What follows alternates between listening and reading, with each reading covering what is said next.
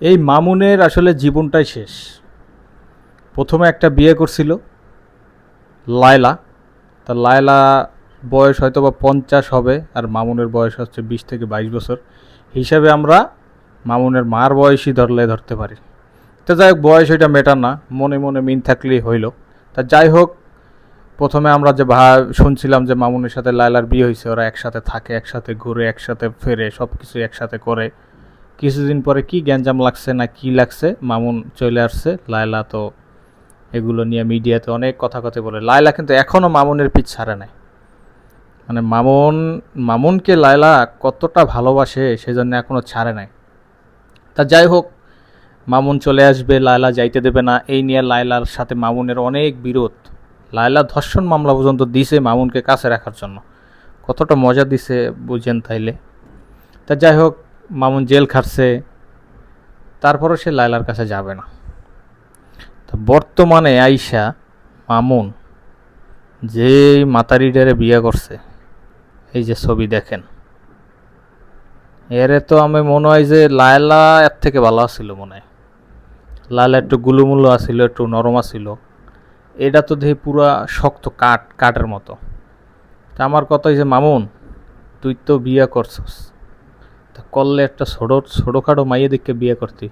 আল্লাহ তো তোর মাশাল্লাহ চেহারা ছবি যাই দিছে, টাকা পয়সা যাই কামাইছস। আবার টাকার লোভে তুই আবার এই বুড়ো মাতারিরে কে বিয়ে করলি?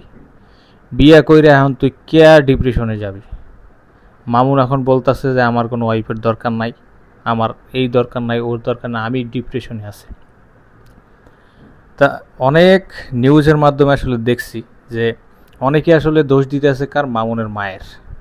কারণ লায়লাকে যখন মামুন নিয়ে গেছিল তাদের বাড়ি, তখন কিন্তু যদি এই যে মামুনের মা শাসন করত, যদি বলতো যে এই বুড়ো বেডিরে তুই আনসাস কি লিয়া, শাসন করতো বা ঝামেলা মিটাই ফেলাইতো, তাহলে হয়তো। কিন্তু সে কি করছে, দেখছে লায়লার টাকা আছে, পয়সা আছে, বাড়ি আছে, গাড়ি আছে, সে আসলে মাইনা নিছে। আমরা তো ভিডিওগুলো দেখছি, মাইনা নিছে। মাইনা নিয়ে লায়লারে পুরো খাওয়ান দাওয়ান শেষ, আর লায়লার ভাল লাগে না, লায়লারে সরাই দিছে আবার নতুন কইরা। লায়লা তো একবার বললো এই নাকি কলগাল, মামুনের দ্বিতীয় স্ত্রী নাকি কলগাল। অডিও কল 500, ভিডিও কল 1000, এবং আরও তো ইনকাম, বিভিন্ন ধরনের ইনকাম আছে। সেই মহিলার সাথে এখন বিয়ে দিছে। তা যাই হোক, মামুন বর্তমানে ডিপ্রেশনে আছে। এই পোলাটা যে কোন সময় কি করে তার ঠিক নেই।